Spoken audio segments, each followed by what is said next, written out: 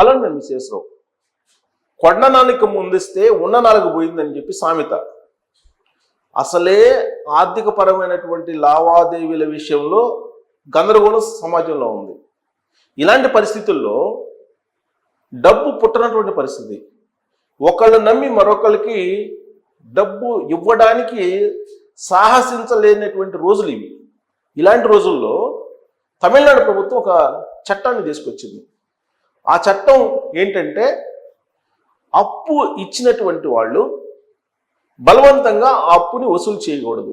ఒకవేళ మీరు బలవంతం చేస్తే మీ మీద కేసు పెట్టడంతో పాటు మీకు 5 సంవత్సరాల జైలు శిక్ష, 5 లక్షల రూపాయల జరిమానా. ఇది తమిళనాడు ప్రభుత్వం చేసినటువంటి చట్టం. ఒకవేళ మీరు అప్పిస్తే ఆ అప్పుని వసూలు చేసుకోవడానికి సహజంగా ఏం చేస్తారు, కొంత ప్రెజర్ చేస్తారు, కొంత కఠినంగా మాట్లాడతారు, కొన్ని రకాల ప్రయత్నాలు కూడా చేస్తారు ఆ అప్పుని వసూలు చేసుకోవడానికి. ఆ సమయంలో అప్పు తీసుకున్నటువంటి వాళ్ళు బాధపడినా, ఇబ్బంది పడినా, ఆత్మహత్య యత్నం చేసిన, ఆత్మహత్య చేసుకున్న దానికి బాధ్యులు అప్పిచ్చినటువంటి వాళ్ళే. కాబట్టి అప్పిచ్చినటువంటి వాళ్ళు శిక్ష అర్హులు, శిక్ష పడాల్సిందే వాళ్ళకి అనేది ఒక చట్టాన్ని తీసుకొచ్చి ఏప్రిల్ 26వ తారీఖున తమిళనాడు అసెంబ్లీలో ఆ ప్రతిపాదనని, ఆ బిల్లుని ఆమోదించింది తమిళనాడు అసెంబ్లీ. అది చట్ట రూపంలోకి వచ్చేసింది. గవర్నర్ ఆమోద ముద్ర వేశారు. మిగిలినటువంటి రాష్ట్రాలు కూడా ఇలాంటి చట్టాన్ని తీసుకురావాలి అనేటువంటి ఒక ప్రతిపాదన స్టాలిన్ చేస్తున్నారు. కారణం ఏంటంటే, దక్షిణ భారతదేశానికి ఆయనే ప్రతినిధి అనేలాగా తమిళనాడు ముఖ్యమంత్రి స్టాలిన్ వ్యవహరిస్తున్నారు. గతంలో నియోజకవర్గాల పునర్విభజనకు సంబంధించి దక్షిణ భారతదేశానికి అన్యాయం జరుగుతుంది అనేటువంటి వాదాన్ని బలంగా తీసుకెళ్ళడానికి చెన్నై కేంద్రంగా చేసుకుని ఒక మీటింగ్ని ఏర్పాటు చేశారు ఎన్డీఏ, బీజేపీ ఇతర పార్టీలతోటి. ఆ సమావేశం జరిగింది. అప్పుడే దక్షిణ భారతదేశానికి తాను లీడర్గా ఎదగబోతున్నాను అనేటువంటి సంకేతాలని స్టాలిన్ ఇచ్చారు. ఇప్పుడు డిప్యూటీ సీఎం ఉదయనిధి స్టాలిన్ పట్టుబట్టి అప్పిచ్చినటువంటి వాళ్ళకి 5 సంవత్సరాల జైలు శిక్ష, అలాగే 5 లక్షల రూపాయల జరిమానా అనేటువంటి చట్టాన్ని అసెంబ్లీలో ప్రతిపాదించి దాన్ని ఆమోదించేలా చేసి గవర్నర్కి బిల్లు పంపించి గవర్నర్ ఆమోద ముద్ర వేసేలాగా ఇప్పుడు పట్టుబట్టున్నారు. ఇటీవల కాలంలో తమిళనాడు అసెంబ్లీ ఆమోదించినటువంటి బిల్స్ని, దాదాపు 10 బిల్స్ని గవర్నర్ అంటే రాజ్భవన్ ఆపేసింది. దాని మీద సుప్రీంకోర్టుకి వెళ్ళారు. సుప్రీంకోర్టు స్పందించింది. నిర్ణీత కాల వ్యవధిలో రాజ్భవన్ స్పందించకపోతే ఆటోమేటిక్గా చట్టం అయిపోయినట్టే అనేటువంటి ఒక డైరెక్షన్ ఇచ్చింది. ఇది ఆయా రాష్ట్రాల్లో ఉన్నటువంటి రాజ్భవన్లకే కాదు, రాష్ట్రపతి భవన్కు కూడా వర్తిస్తుందని చెప్పి సుప్రీంకోర్టు చెప్పింది. దీంతో దేశవ్యాప్తంగా అటు లెజిస్లేషన్కి, ఇటు జ్యుడిషియరీకి మధ్య కొంత వివాదం నడిచింది బాగా. ఇవాళ కూడా అది నడుస్తూ ఉంది.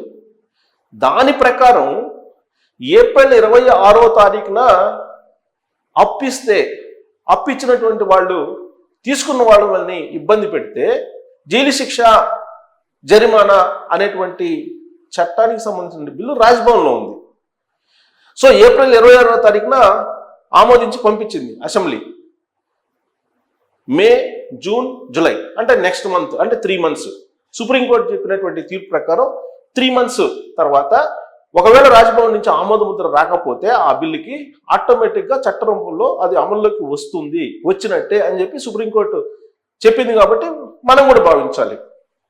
అంటే నెక్స్ట్ మంత్ నుంచి తమిళనాడులో ఎవరైనా సరే అప్పిచ్చినటువంటి వాళ్ళు, అప్పు తీసుకున్నటువంటి వాళ్ళ ఇళ్లకు వెళ్ళి వాళ్ళని కఠినంగా మాట్లాడటం కానీ, ప్రెజర్ చేయటం కానీ చెయ్యకూడదు. మీరు ఒకవేళ వాళ్ళ ఆస్తులను కనుక తనఖా పెట్టుకొని మీరు అప్పిస్తే, ఆ తనఖా పెట్టినటువంటి ఆస్తుల్ని మీరు తీసుకునేటువంటి ప్రయత్నం చేసినప్పటికీ కూడా మీకు శిక్ష పడుతుంది. ఇది ఆ చట్టంలో వాళ్ళు పొందుపరిచినటువంటి అంశం తమిళనాడులో. అంటే అప్పు ఇవ్వడం అనవసరం, ఇక అప్పు ఇవ్వకూడదు. అప్పు ఇచ్చినటువంటి వాడికి ఎలాంటి హక్కు లేకుండా ఆ చట్టాన్ని తయారు చేశారు. ప్రస్తుతం అమల్లో ఉన్నటువంటి చట్టం ఏంటంటే కొన్ని హక్కులను కూడా కల్పించింది అప్పు ఇచ్చినటువంటి వాళ్ళకి. కాకపోతే కొన్ని గైడ్ లైన్స్ ఉన్నాయి. కేంద్ర ప్రభుత్వం కొన్ని గైడ్ లైన్స్ను ఫ్రేమ్ చేసి అప్పు ఇచ్చినటువంటి వాళ్ళు ఉదయం 10 నుంచి సాయంత్రం 5 గంటల లోపలే తీసుకున్నటువంటి వాళ్ళ దగ్గరికి వెళ్ళి మీరు మాట్లాడుకోవచ్చు. అలా కాకుండా ఉదయం 10 గంటల ముందు సాయంత్రం 5 గంటల తర్వాత వాళ్ళ ఇళ్ళకి వెళ్ళి మీరు ప్రెజర్ చేయకూడదు అనేది కేంద్ర ప్రభుత్వం ఇచ్చినటువంటి గైడ్ లైన్స్లో ఉంది. దాంతోపాటు అత్యధికమైనటువంటి వడ్డీలని మీరు వసూలు చేయకూడదు, అది శిక్ష అర్హము అనేది కేంద్ర ప్రభుత్వం ఆల్రెడీ ఎగ్జిస్టింగ్లో ఉన్నటువంటి చట్టం చెప్తోంది. కొన్ని గైడ్ లైన్స్ని ఇచ్చింది. ఇస్తూ అప్పిచ్చినటువంటి వాళ్ళకు కూడా కొన్ని రక్షణ కల్పిస్తూ చట్టంలో పొందుపరిచింది. అప్పిచ్చినటువంటి వాళ్ళు ఇచ్చేటప్పుడు కొన్ని కండిషన్స్ పెట్టుకోవచ్చు. ఆ కండిషన్స్ ప్రకారం ఒకవేళ వాళ్ళు అప్పు ఇవ్వలేకపోతే వాటిని ఇంప్లిమెంట్ చేయొచ్చు. అంటే సపోజ్ తనఖా పెట్టి అప్పు ఇచ్చారు, తనఖా పెట్టుకొని అప్పు ఇచ్చేసారు ఎవరికన్నా, ఆ తనఖా పెట్టిన దాన్ని వీళ్ళు తీసేసుకోవచ్చు. కానీ తమిళనాడు రాష్ట్రం తీసుకొచ్చిన చట్టం ప్రకారం మీరు తనఖా పెట్టినా దాన్ని హ్యాండ్ ఓవర్ చేసుకోకూడదు, ఆ హక్కు లేదు. అంటే కేంద్ర ప్రభుత్వం చట్టం ఏమో ఒకటి చెప్తుంది, రాష్ట్ర ప్రభుత్వం ఏమో మరొక చట్టాన్ని తీసుకొచ్చింది. తమిళనాడు ప్రభుత్వం ఈ చట్టాన్ని తీసుకురావడం కారణంగా సన్నా చిన్నగారు, తర్వాత ఎవరైతే వీధి వ్యాపారాలు చేసుకుంటారో వాళ్ళందరూ హ్యాపీ ఫీల్ అవుతున్నారని చెప్పి ఆ రాష్ట్ర ప్రభుత్వం చేసినటువంటి సర్వేలో బయటపెట్టినటువంటి అంశం. ఎందుకు ఆ విధమైనటువంటి ఒపీనియన్ వచ్చింది అని అంటే, మనకు కూడా చూస్తుంటాం మన రాష్ట్రంలో కూడా తండల వ్యాపారం అంటుంటారు. అంటే ఉదయం ఒక 90 రూపాయలు ఇచ్చి సాయంత్రానికి 100 రూపాయలు కలెక్ట్ చేసుకుని వెళ్ళిపోతూ ఉంటారు. దీన్ని తండల వ్యాపారం, వడ్డీ వ్యాపారంలో ఇది ఒక తండల వ్యాపారం అనేది. అత్యధిక వడ్డీలు 5 రూపాయలు 10 రూపాయలు వసూలు చేసేటువంటి ఫైనాన్స్లు ఉన్నాయి. ఇది చట్టవిరుద్ధం. కేంద్ర ప్రభుత్వం యొక్క చట్టం ప్రకారం, కేంద్ర ప్రభుత్వం యొక్క మార్గదర్శకాల ప్రకారం కూడా. తర్వాత వడ్డీని లెక్కేసేటప్పుడు మీరు ఎలా లెక్కేయాలనేది కూడా గైడ్ లైన్స్ ఉన్నాయి. ఇప్పుడు తమిళనాడు ప్రభుత్వం తీసుకొచ్చినటువంటి చట్టం ప్రకారం అసలు అప్పు ఇచ్చినటువంటి వాడికి ఎలాంటి హక్కులు లేవు. మరి బ్యాంకులు ఎలా వసూలు చేస్తాయి? మరి బ్యాంకులు కూడా సేమ్ అలానే కదా. మరి బ్యాంకులు వసూలు చేసేందుకు ఈ చట్టం అంగీకరిస్తుందా అంటే ఈ చట్టం అందరికి ఒకటేగా. మరి బ్యాంకులు అప్పు ఇస్తుంది, ఈఎంఐలు కట్టలేరు. అప్పుడు ఏం చేస్తుంది బ్యాంకు? ఇమీడియట్గా కారునో ఇంటినో స్వాధీనం చేసుకుంటుంది. మరి అది కూడా చట్టవిరుద్ధమే కదా. ఇది బ్యాంకులు కూడా చేస్తారా రాష్ట్ర ప్రభుత్వం అంటే అది సాధ్యపడదు. ఎందుకు సాధ్యపడదు అంటే నేషనల్ బ్యాంక్స్ అవన్నీ, తర్వాత ఆర్బీఐ పరిధిలో పనిచేస్తూ ఉంటాయి. మరి రాష్ట్ర ప్రభుత్వం తయారు చేసినటువంటి చట్టం ఎవరికి పనిచేస్తుంది అంటే ఓన్లీ ప్రైవేట్గా వడ్డీ వ్యాపారం నిర్వహించేటువంటి వాళ్ళు, అంటే ఫైనాన్స్ కంపెనీలు లేదా ప్రైవేట్గా వడ్డీ వ్యాపారం చేసేటువంటి వాళ్ళు, వీళ్ళకి మాత్రమే వర్తిస్తుంది ఆ చట్టం. బహుశా వాళ్ళని నియంత్రించడానికి, వాళ్ళని కంట్రోల్ చేయడానికి మాత్రమే ఈ చట్టాన్ని తీసుకొచ్చుంటారు.